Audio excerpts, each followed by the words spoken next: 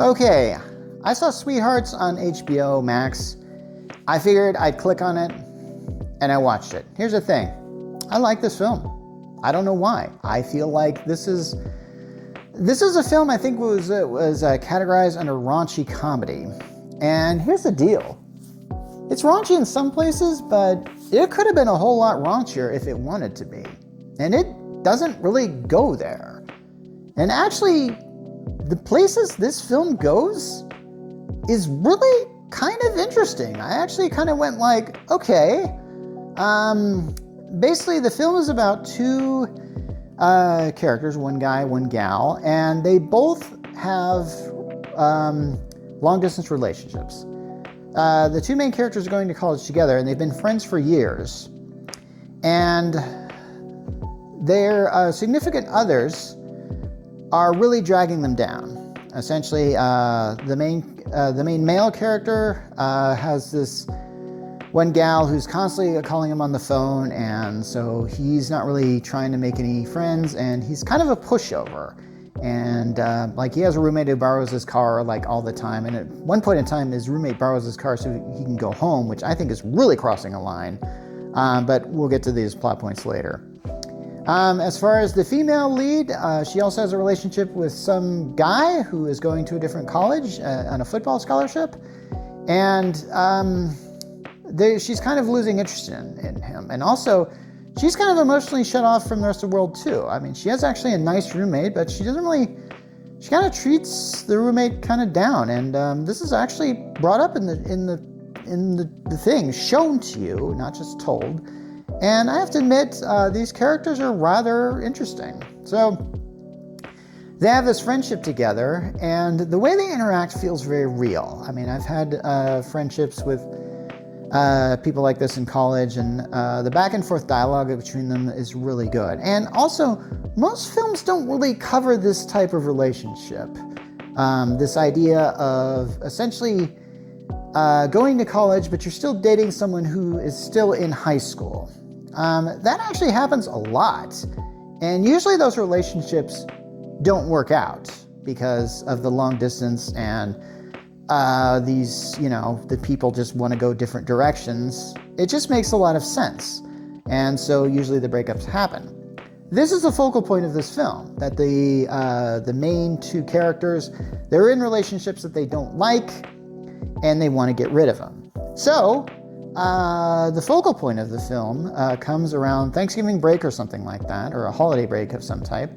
And they decide, all right, why don't we just go home? And because they live in the same town, they grew up together, and we're going to break up with our significant others. And that's pretty much the premise of the film. And then what really happens after that is a lot of chaos, because they can't seem to get their significant others in a very convenient spot so they can break up with them. It's always it just never seems to work out. And then there's this really interesting subplot in this film about they have a friend named Palmer who went to Paris, and he's come back, and he's now openly gay now. And this is one of those subplots in the films that I've seen that could easily have dragged this film down. But Palmer is such an interesting character that I just couldn't help but like this guy. And I couldn't help but show okay, they're going to do his plot, which could almost be a movie in and of itself. And I kind of went why didn't they make that movie? But I thought, it's actually juxtaposed in pretty well. I was pretty surprised that this plot line turned out as good as it did. And some of the characters that Palmer meets are not the same characters that the two main characters meet. They're all kind of intersecting with each other. And this is one of those movies that kind of does this. I kind of feel like this is a film like, say, American Graffiti, or maybe even Superbad. There's even a few references to that film in this particular movie, and I think maybe that's what they were going for. Like I said, it could have easily been raunchier. It could have shown a lot of sex scenes. It really showed there were scenes where they were doing kind of phones type sex and stuff like that, but that was kind of it. I was kind of going, I'm not disappointed in that. I actually think this would have turned this film into something that it didn't need to be. This could have been one of these films that would have shown a lot of nudity for the sake of just showing gratuitous nudity's sake. It's not that type of film. and I appreciate it for what it is. So, yeah. There's just I don't know. This is one of those films that you just think like it's going to be this one film, and then which is going to be this rom-com, and then it just goes totally different directions. I like films that do this. I wish more films were like this, especially films that look like there are certain, granted, I want to see more original films that almost make a genre in and of themselves by existing. We don't really get that anymore, and I really feel like we really need to see stuff like that. When you see films like, say, The Blues Brothers or Ghostbusters, those are films that are that have been redone in some way, and it's almost like they created a genre of this type of film that people wanted to see more and more of. And with Sweethearts, I've kind of felt like, okay, you're obviously doing a lot with a lot of dialogue and comedy, because we don't really get a lot of big budget or even big screen comedies now these days, because I feel like they're sort of been shelved over to these streaming services. And the fact that I saw this on HBO, I think this is an original film, sort of shows that. And I actually think that I was recommended The Sex Lives of College Girls after watching this film. You get those recommendations.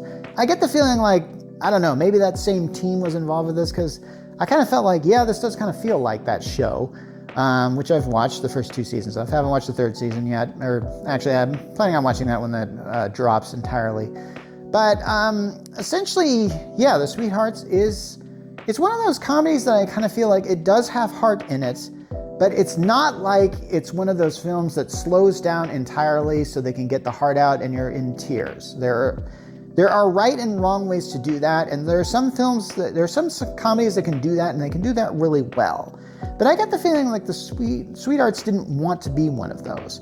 There is a scene in which the 2 main characters realize how awful they are to each other and to other people. And I actually really appreciate a film that really goes there, and it feels like they arrive at that moment very organically. And I really enjoyed the fact that this film took these characters on that kind of journey.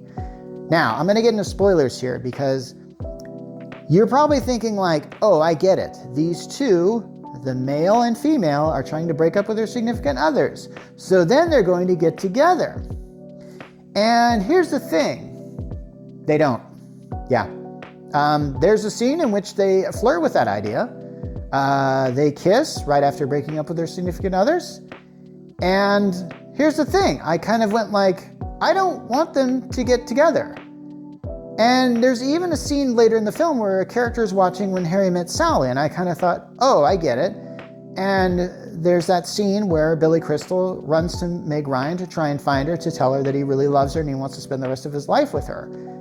In this film, they basically just said, this character runs to the other character and just says, I don't want that to ever happen. This sucked, what we did. And we need to remain friends, and that's all we're ever going to be. And that's fine. I actually think like, okay, that's great. Because it disproves that whole notion that When Harry Met Sally did, where men and women can't be friends because of the sex thing getting in the way. That's really awesome. I think that this film is kind of different in that regard, and what we need to see is different things. I got the feeling like, oh, I hope they don't do that trope where it turns out like, oh, it was you all along. And it's like, no, they don't do that. And I'm going like, thank God. It's about time we see films that try and deal with something in a realistic manner, but don't try and have the Hollywood ending. And it doesn't have that Hollywood ending at all, and thank God it doesn't. And Palmer's thing is great. There are a lot of other great side characters that come in here that I kind of feel like you could easily make a television series out of this. And one that would probably have several seasons of this happening. You know what? Maybe you shouldn't do that. Okay. All right. I think I spoke out of turn on that one. But anyway, if you like romantic comedies and if you're willing to accept a little bit of raunchiness, because that's pretty much all this has, I think you'll like Sweethearts. It's on HBOMax right now. Check it out. Yeah, I think that's really all I got to say about it without just droning on and on. So I'm going to cut this a little bit early by a few seconds. Mark Rollins from the Geek Church, signing off.